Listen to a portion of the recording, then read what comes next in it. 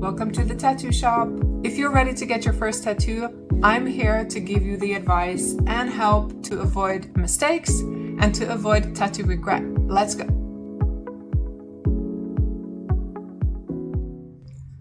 Hi guys, it's MissAnnlaug again, talking about how to get ready for your first tattoo in this little series that I'm doing. Today I'm reading some notes for you that I have from my guide about red flags. This one is a little bit spicy. I don't mean to talk bad about my fellow tattoo artist, but sometimes some people, they don't know how to act. That's all I'm saying. So, okay, you're a newbie, you're walking into a brand new shop, and on that point, make sure you try to go to shops in person, book consultations, and see artists in person before you pick an artist, if at all possible. The best way for a newbie, a new tattoo client, somebody never been tattooed before, please go in person to the shop and feel out the vibe of that person, how they treat you, what the shop looks like. You're gonna feel 1,000 times better. If you've met them a couple of times, one time before your tattoo session, huge difference. You're not gonna be as nervous. You're gonna have all your instincts on your side, like your people skills and social intelligence to help you guide, does this person care about me? That's important. Okay, so in my guide, I'm just reading from my tablet here. Is your artist being mean, acting arrogant, or giving you attitude? I mean, this should be pretty obvious that this is a red flag, but I'm reminding you that it's okay to step away from a famous, fancy Instagram hero artist if he is arrogant or rude to you, because no amount of fame or number of followers gives them any excuse to be horrible to you or make you feel stupid for wanting a tiny little first tattoo or whatever.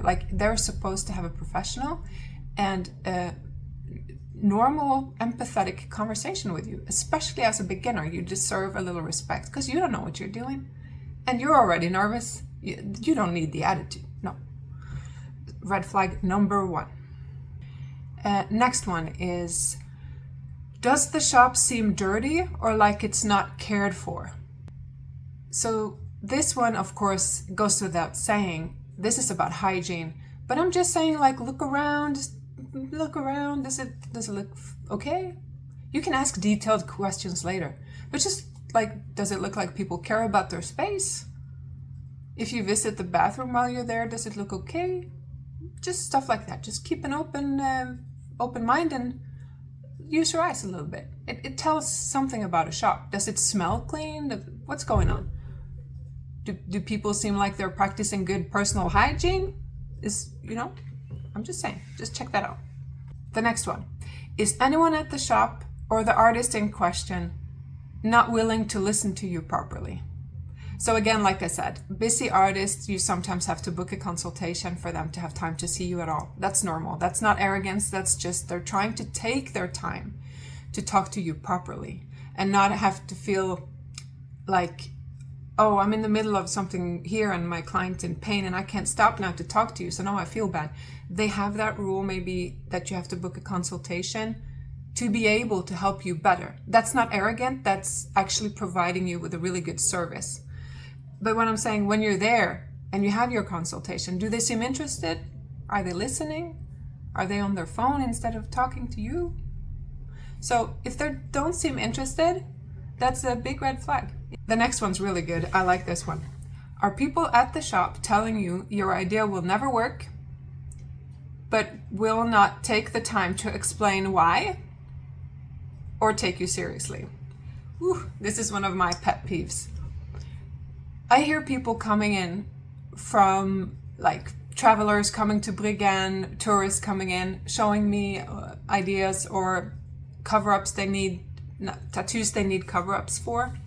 And they're like, oh yeah, no, it's impossible. And I'm like, impossible says who? Oh no, this artist I checked with, he said I can't cover this up. And I'm like, well, according to him, not according to everyone. And they're like, oh right, yeah, maybe I should keep asking, but he made it sound like it's stupid to want to even try because it's impossible. I'm like, sometimes artists need to be honest and be like, this cover-up is outside of my skill set. Maybe I as an artist can't cover it, but I'm not saying no one can. I don't know every artist on the face of the planet and what their skill set is. So how can I say no one can cover it? Keep checking, keep asking. That's what I would say to someone if something's outside of my skill set. I would say, I don't have the skills to do this, but somebody else might, or even better, I don't have the skill set to do this, so please go to this guy at this shop because I know that he's really good at A, B, C. That's the best one, because then the client doesn't even have to stress about finding. I can guide them to the right person. But to just be like, oh no, that's impossible, terrible idea, you're stupid for asking, that's no. One of your biggest roles as an artist is to be an advisor and a guide. Not just to grab customers or reject them. That's just one part of it. No, you're supposed to be part of the tattoo community and guide your client to the best result, whether it be with you or someone else. So this whole guiding thing is super important, and I don't like when people are so dismissive. Oh no, that's a terrible idea. No, it will never work. How do you know? Do you know everything? I'm so jealous of you. I would love to be so smart. I would love to know everything. How do you do it? What's your secret? Or maybe you don't know everything. I'm just saying. So this one is like, you can tell, I get a little bit peeved because nobody knows everything. And just be open-minded. And if the artist meets you with that attitude, like your idea is stupid, it's impossible, forget about it, they should maybe just be honest with you and be like, that's outside of my skill set. Because more often than not, they don't feel like doing it. It's not their style, they don't want to. The design needs a lot of work and they're maybe not that into it. Or they get insecure and a bit defensive because what you're asking is actually outside of their skill set. That's all. And I don't think, if you get that attitude at a shop, that's not the artist for you. That's just my opinion.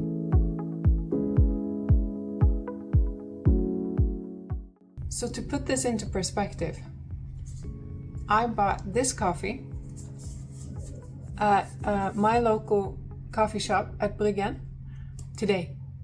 And today is January 2025. So, how much did it cost? It costed 61 Norwegian krone, and by today's currency, January 2025, this is $5.33 in US dollars. For this tiny little thing, I'm not complaining. It's really good, but it's expensive for a coffee. But the tattoo guide that I have created for people getting tattooed the very first time cost actually just $5. So for less than this tiny little coffee, you can get your complete guide to getting your first tattoo. The thing is, tattoos cost hundreds of dollars. The minimum charge in Norway is $150. And there's no upper limit to how much a tattoo can cost. They can literally cost you thousands of dollars. So you can save regret on something really expensive by purchasing a very low-priced item like a tattoo guide to help you avoid mistakes, which is really nice. So I encourage you to take advantage of that resource that I've created. It's based on 20 years of experience on what people regret and what they like and how things turn out. It can be really worth it. So check it out.